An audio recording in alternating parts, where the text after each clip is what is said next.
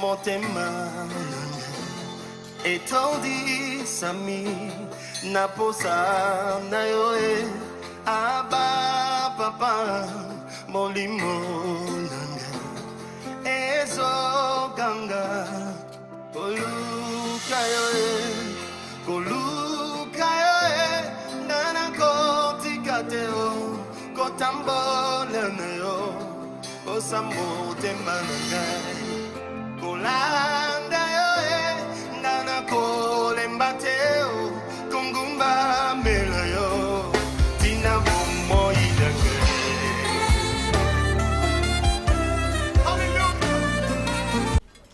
Bien-aimés, nous rendons grâce au Seigneur qui a permis encore une fois que nous puissions être là dans notre émission Parole de vie, la vérité de l'Évangile tel que le Seigneur l'a laissé. Au cours de cette émission, nous sommes en train de parler sur le cœur de l'homme et nous avons développé beaucoup de sujets. Et là, nous sommes en train de parler sur les 7 points qui peuvent aider une personne à rendre son cœur pur. Et nous avons vu beaucoup de points. Nous sommes sur le 6e point qui est la vie de prière. Avoir une vie de prière. Et nous savons qu'avoir une vie de prière, il faut qu'on ait la connaissance de ce que le Seigneur entend par la prière. Nous ne devons pas faire des prières parce que nous le voulons. Nous devons faire des prières parce que nous comprenons quelle est la pensée de Dieu et ce que Dieu entend par la prière pour que nous puissions l'appliquer tel que lui nous enseignait. Le mardi passé, nous avons lu beaucoup de choses pour comprendre que Dieu veut que nous ne puissions pas ressembler à des hypocrites qui aiment prier debout dans les coins des rues afin d'être vus des hommes. Le problème ici, ce n'est pas de prier debout, mais le problème, c'est l'attitude intérieure, les raisons qui nous amènent à se mettre debout, les motifs qui nous poussent à se mettre debout. C'est ça ce que Dieu veut voir, parce que le Seigneur ne voit pas l'apparence des gens, mais Dieu sonde les cœurs. Nous pouvons faire beaucoup de choses pour que les gens nous apprécient, mais qu'est-ce qui se cache au fond de notre cœur? Et c'est ça ce qui est important devant Dieu. On peut apparaître devant les hommes, on peut saluer les hommes, mais Dieu sait que dans notre cœur, nous sommes des hypocrites. Nous faisons toutes choses pour attirer l'approbation des hommes au lieu de chercher la gloire du Seigneur. Nous avons dit que la prière, ce n'est pas de dialogue. Quand on vient faire une prière à Dieu, on ne dialogue pas avec Dieu parce que nous savons quelle est la définition du mot dialogue. Vous pouvez lire des dictionnaires pour comprendre que dialogue n'a rien à voir avec la prière. Ici, la prière est basée sur un besoin. Et le Seigneur lui-même le dit dans la parole, comme nous l'avons dit. Ne vous inquiétez de rien, mais en toute chose, faites connaître vos besoins. Je mets l'accent sur le besoin. C'est le besoin qui motive la prière, qui pousse quelqu'un vers le Seigneur. Il faut qu'il y ait un besoin. Ça veut dire que chacun doit comprendre quel est le besoin qui l'amène vers le Seigneur pour exprimer ce besoin par des paroles que la Bible appelle la prière. S'il n'y a pas un besoin, on ne sait pas pourquoi on doit s'approcher de Dieu. Pour lui dire quoi? Il faut toujours dans le cœur qu'il y ait un besoin. Pour que ce que nous sommes en train de faire, de dire dans la prière, soit basé sur la vérité. Les prières soient conformes à ce que le Seigneur Jésus a enseigné. Parce qu'il a dit à ses disciples, enseignez-leur. Pourquoi on doit nous enseigner? C'est afin de comprendre quelle est la pensée de Dieu, la manière de le servir, la manière dont Dieu veut que chaque chrétien puisse faire la prière. Tout doit être enseigné, afin que tout ce que nous faisons au nom de Dieu doit avoir pour support, pour fondement, sa parole. Parce que les pensées de Dieu ne sont pas nos pensées. Tout ce qui vient de nous, étant qu'humain, n'a rien à voir avec ce que Dieu dit dans sa parole, du fait que le Seigneur lui-même a dit « Vos voix ne sont pas mes voix et vos pensées ne sont pas mes pensées. » Nous étions en train d'expliquer un peu les formes de prière pour que nous prenions conscience sur ce que nous appelons la prière. Nous étions en train de développer l'adoration. L'adoration, nous avons dit que la prière a deux aspects. Il y a la prière chantée. C'est-à-dire que tous nos cantiques que nous chantons à l'église sont des prières chantées. Ça cache des formes de prière que nous allons développer au cours de cette émission. C'est ainsi que quand on veut chanter un cantique à Dieu, nous devons comprendre le contenu du cantique. Qu'est-ce que le cantique véhicule comme message pour que nous puissions comprendre, est-ce que c'est une prière d'adoration? Est-ce que c'est une prière de louange? Est-ce que c'est une prière de confession? Est-ce que pour que nous puissions être en harmonie avec ce que le chant véhicule? Mais malheureusement, bien-aimés, dans nos églises, c'est la faute à nous, les hommes de Dieu, que nous sommes. C'est notre faute. Parce que nous ne donnons pas l'enseignement tel que Jésus l'a dit à ses apôtres, enseignez-leur à observer, à obéir à tout ce que moi je vous ai prescrit. Donc il y a des choses que Dieu a déjà prescrites pour son Église. Aucun pasteur n'a un message, aucun apôtre. Le message que nous véhiculons, c'est le message du chef de l'Église, le fondateur de l'Église. Parce que Jésus a dit, je bâtirai mon Église. C'est son message. Et les âmes qui viennent de nos églises sont des brebis du Seigneur. Étant donné que nous-mêmes, étant que pasteurs, nous sommes aussi les brebis du Seigneur Jésus-Christ. Mais nous avons appris aux gens des choses qui ne sont pas conformes à ce que le Seigneur a dit dans sa parole. Comment pouvez-vous expliquer que dans une église, que les chrétiens puissent avoir dans des pensées que quand nous chantons des cantiques doux, c'est l'adoration. Quand nous chantons des cantiques cadencés, c'est la louange. Comment on peut mettre de tels enseignements dans la pensée des fidèles? Quand on passe un moment avec des cantiques doux, quel que soit le nombre, si vous demandez à un chrétien, il dit non, on a passé un bon moment d'adoration. Mais si vous voyez le contenu du message que véhicule le cantique, il n'y a pas d'adoration là-dedans. N'oubliez pas ce que Dieu a dit. Mon peuple périt parce qu'il lui manque la connaissance.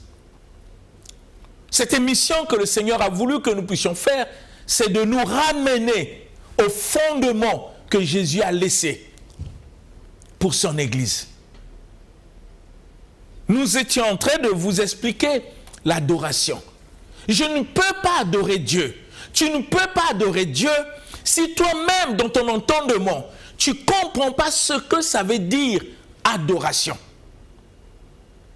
En quel moment je peux faire la prière d'adoration? En quel moment je peux savoir que ce qui sort de ma bouche, c'est l'adoration?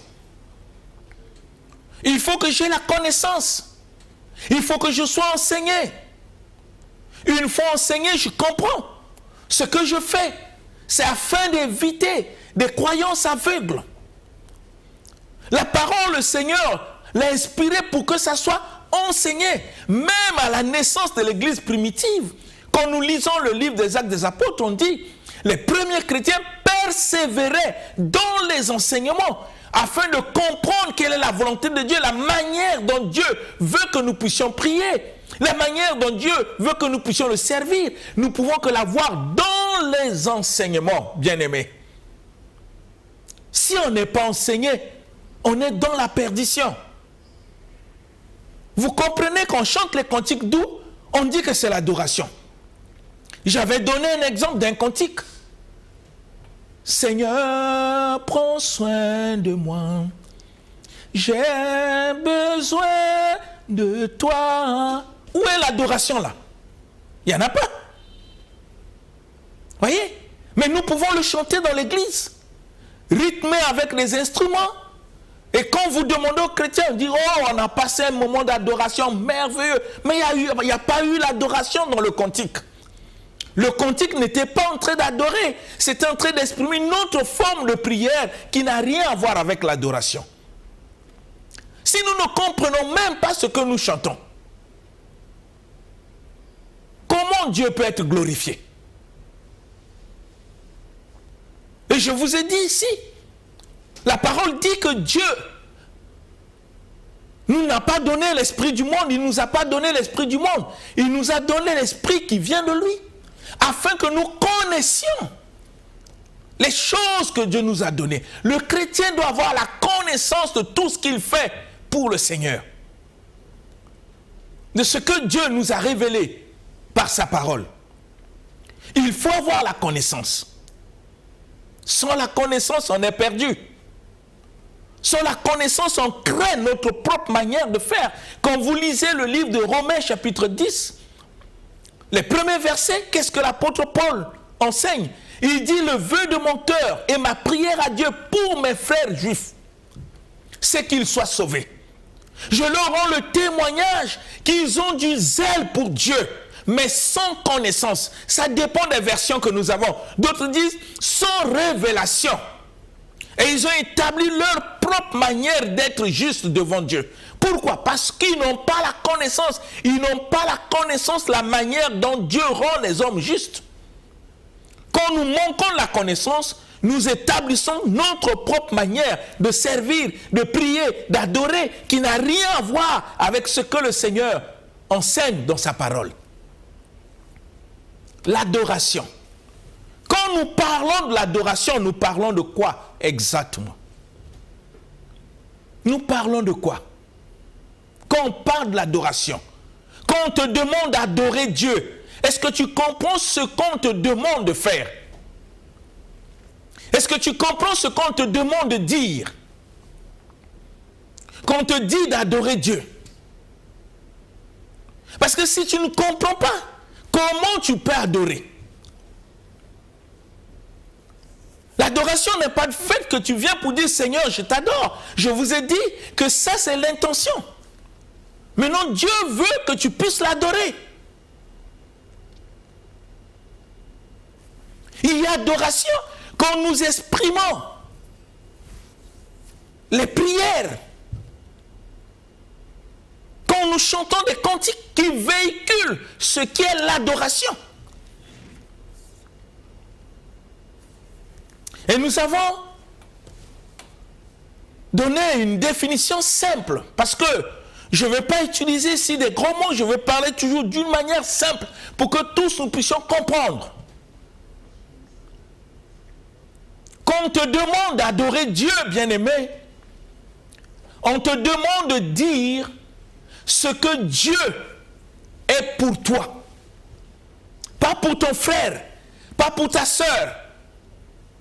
Ce qu'il est pour toi.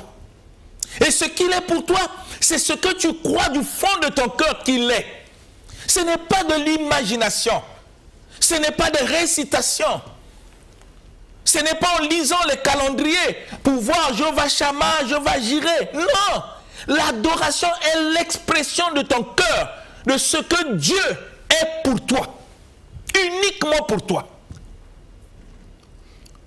Parce que la prière doit refléter la vérité de ce que tu crois au fond de ton cœur. Tu ne peux pas exprimer autre chose que ce qui vient du fond de ton cœur. Et Dieu qui sonde les cœurs sait que ce qui sort de ta bouche est la vérité qui est au fond de ton cœur. Et quand tu commences à confesser, à parler ce que Dieu est pour toi, par les paroles, c'est une adoration que tu es en train de rendre à ce Dieu grand. Mais ne prends pas des paroles des autres.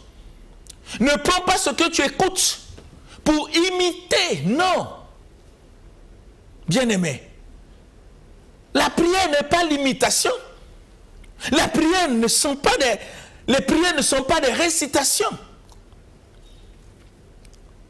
Ce n'est pas les récits des psaumes. Non. La prière est l'expression de ton cœur.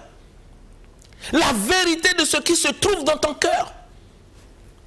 Quand tu loues Dieu ou quand tu l'adores, tu es en train d'exprimer l'expression de ton cœur, ce que tu crois au fond de ton cœur, ce que Dieu est pour toi.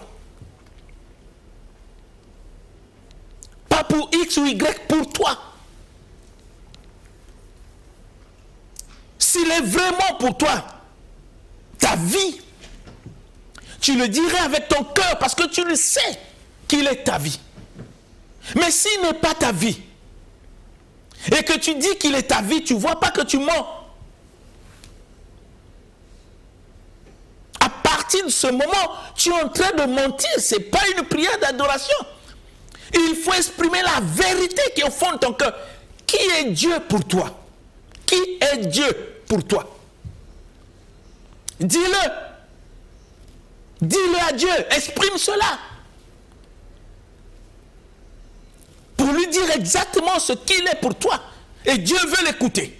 Et quand tu commences à dire ce que Dieu est pour toi, tu es en train de l'adorer. S'il est pour toi la vie, tu dis Seigneur, tu es ma vie. S'il est ta force, tu dis Seigneur, tu es ma force.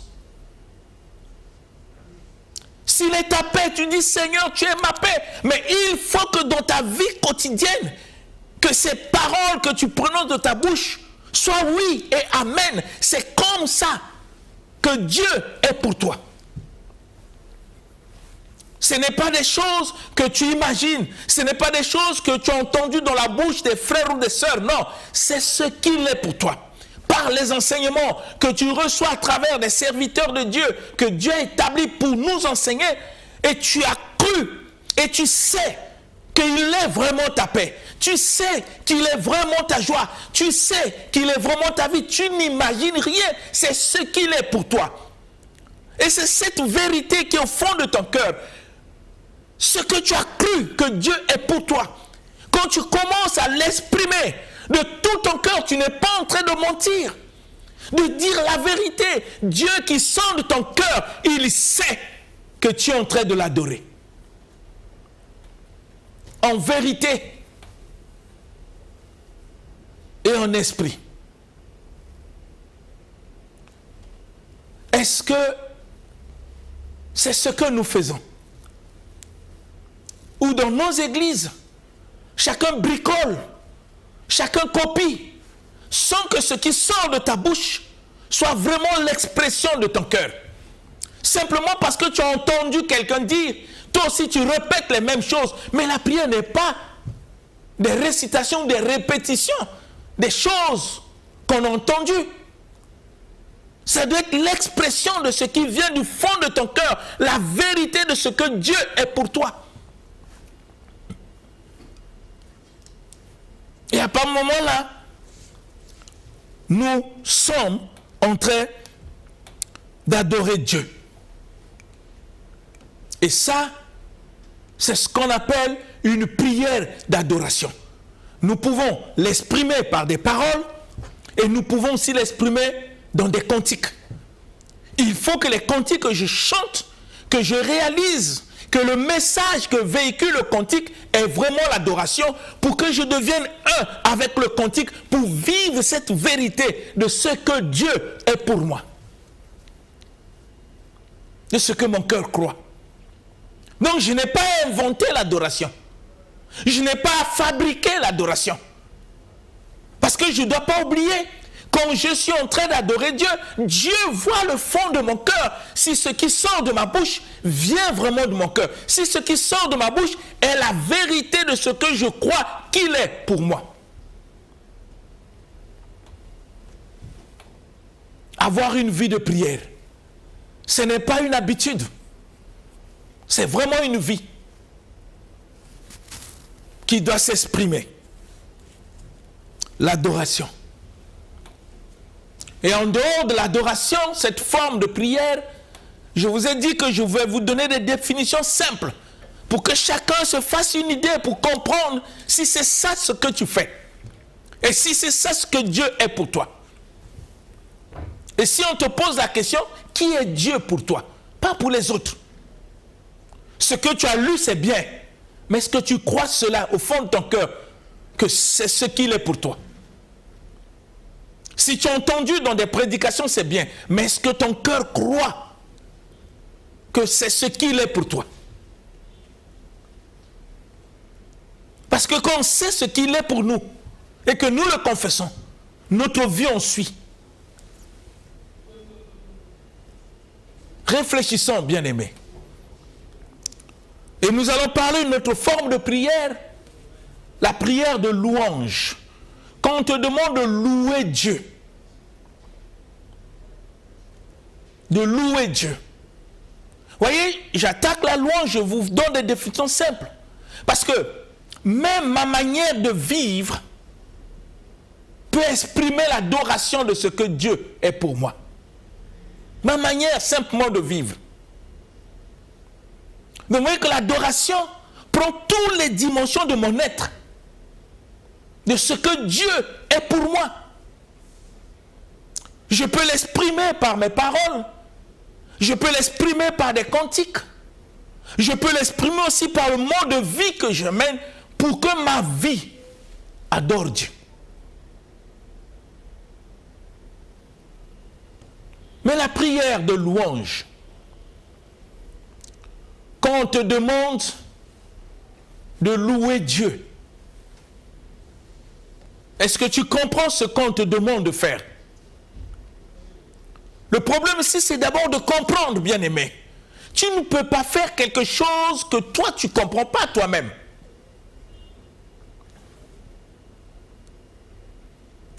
L'enseignement est important. Dans l'enseignement, on se forme pour mieux comprendre, pour acquérir le savoir, pour que nous puissions plus tâtonner quand nous faisons les choses de Dieu. Ce n'est pas le moment de tâtonner. Ce n'est pas le moment. Jésus est venu pour nous donner toute la révélation complète de ce que nous devons faire et de ce que Dieu attend de nous. Quand on nous demande de louer, on te dit, mon frère, ma soeur, toi qui m'écoutes, on dit loue Dieu. Est-ce que tu comprends ce qu'on te demande? Pour que tu puisses faire une prière de louange ou chanter un cantique de louange. Parce que je vous ai dit que la prière peut s'exprimer sur deux aspects. Parler, quand nous parlons, et chanter, quand nous exprimons les cantiques. Parce que quand vous discernez, quand vous regardez l'ensemble de nos cantiques, ça exprime que des formes de prière. Que nous sommes en train de voir, pour que vous compreniez que le contenu de nos cantiques sont que des formes de prière. Mais parce que souvent, il y a une fausse doctrine ou un faux enseignement, qu'on dit aux gens, quand tu chantes, tu pries 2 fois. Non, tu ne pries pas 2 fois. Tu fais qu'une prière, mais sous forme de cantique. Mais il faut comprendre, pour que le cantique devienne vrai en toi, il faut que tu deviennes un. En comprenant ce que le message que le cantique véhicule, que ça puisse être ton vécu. C'est ça ce que tu crois. C'est ça ce qui est au fond de ton cœur. Et quand on te demande de louer Dieu, je vous ai dit, quand on te demande d'adorer Dieu, c'est dire ce que Dieu est pour toi, pas pour les autres, pour toi. S'il est pour toi seulement la vie, dis-lui qu'il est ta vie, tu as adoré.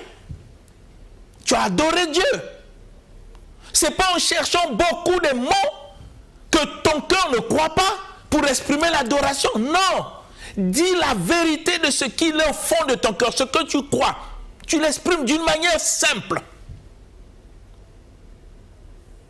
Pourvu que ce soit la vérité de ce qui est au fond de ton cœur. Parce que n'oublie pas, Dieu, il sonde les cœurs.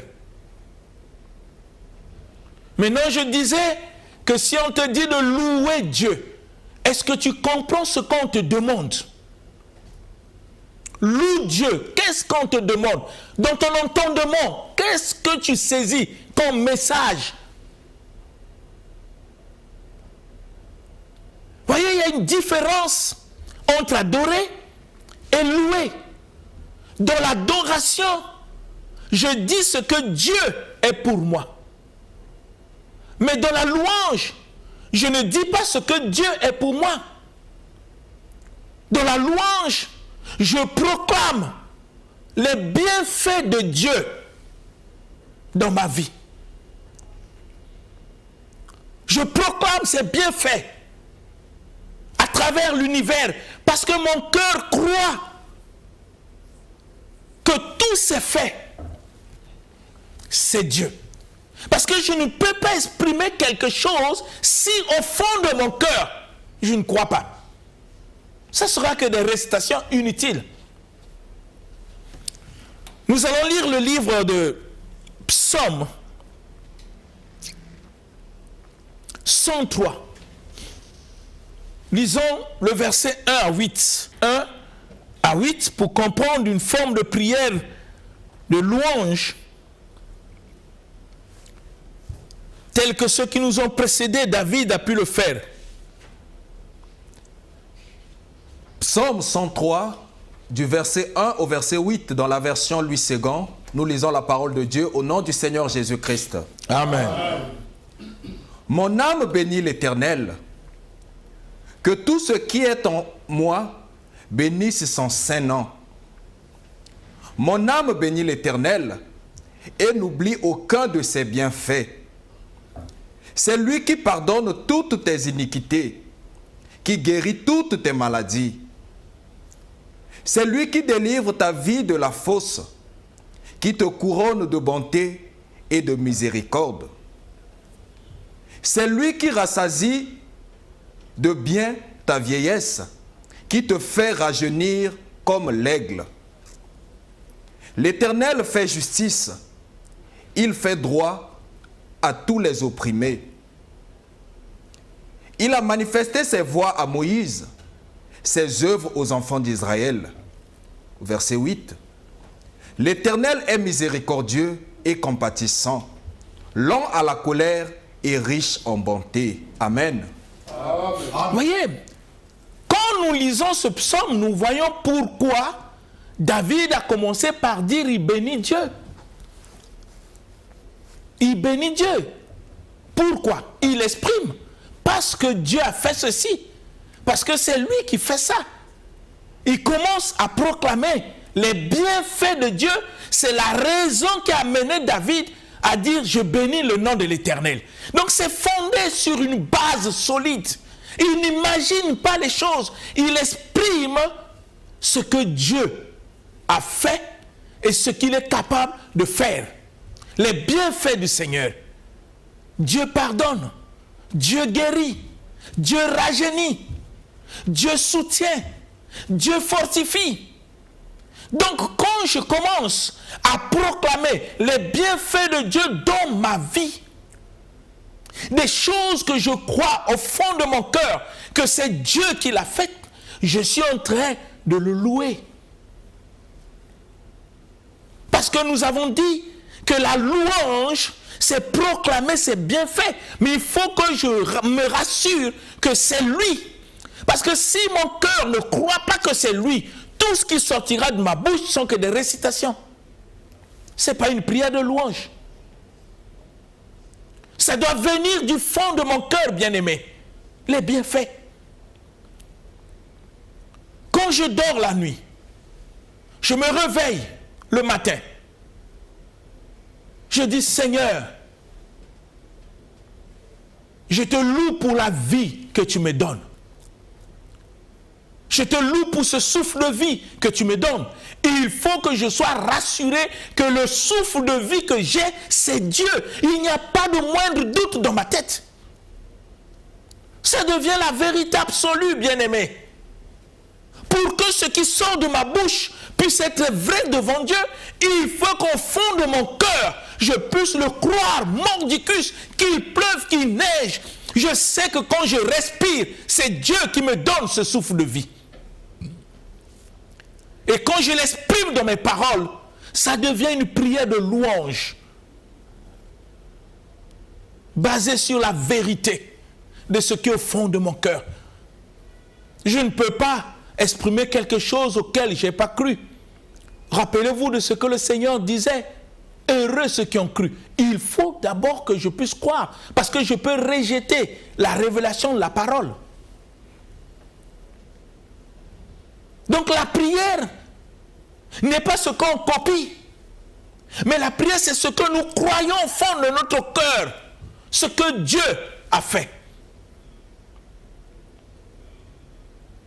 Je peux me promener et tout à coup il a failli avoir l'accident.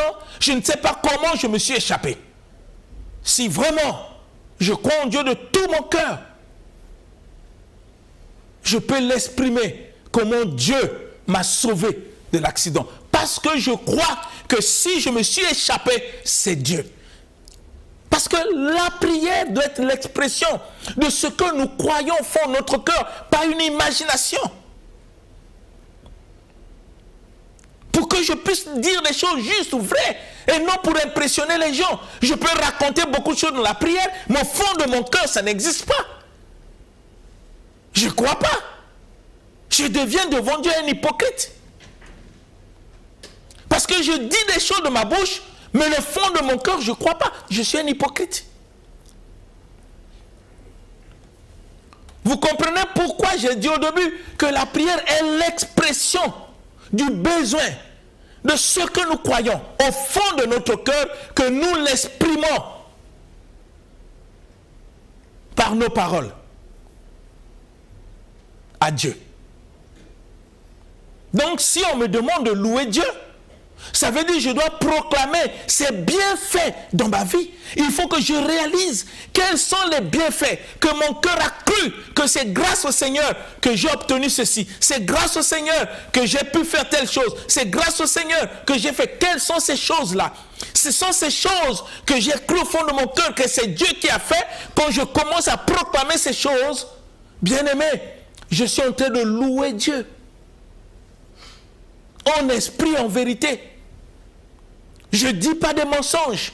Tu ne dis pas des mensonges. Nous ne disons pas des mensonges. Parce que ce qui sort de notre bouche, c'est ce qui vient du fond de notre cœur. Parce que nous avons cru, c'est Dieu. Il n'y a pas de doute là. Et notre prière devient vraie.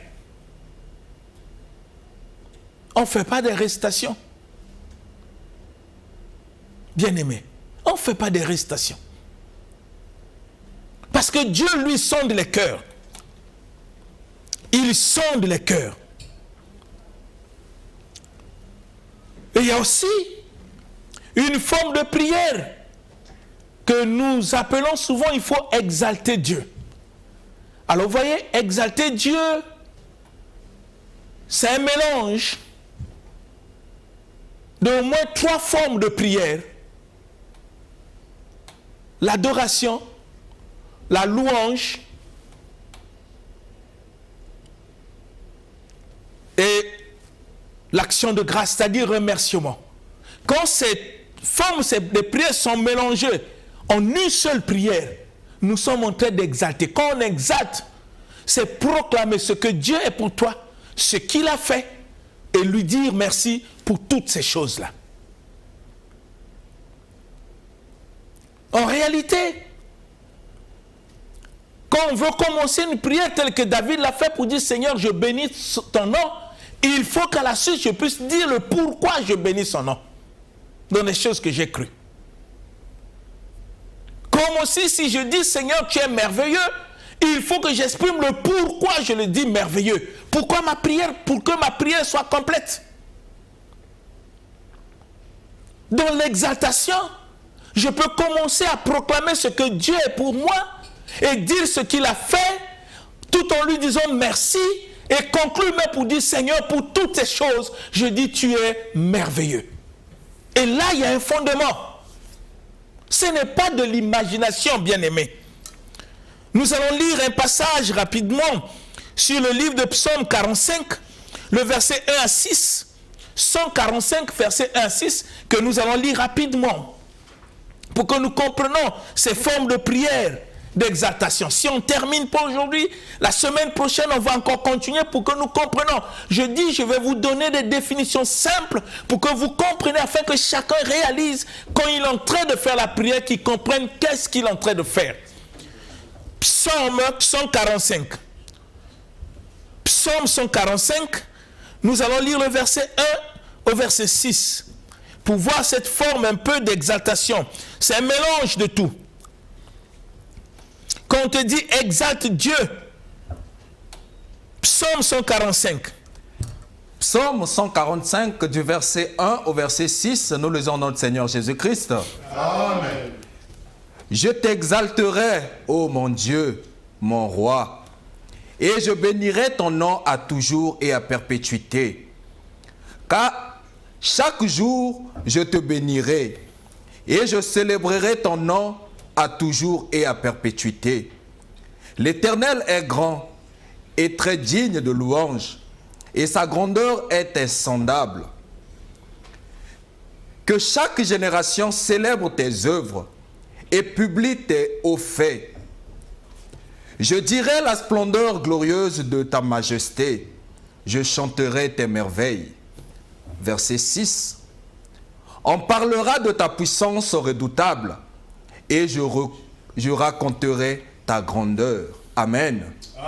Voyez, nous avons pris ce mot, c'est pas pour comprendre que quand le psalmiste est en train de parler, il parle de ce que Dieu est, il est grand, il parle de ce que Dieu est redoutable, il parle de ses bienfaits, il parle de ses œuvres. Donc, c'est un mélange de tout.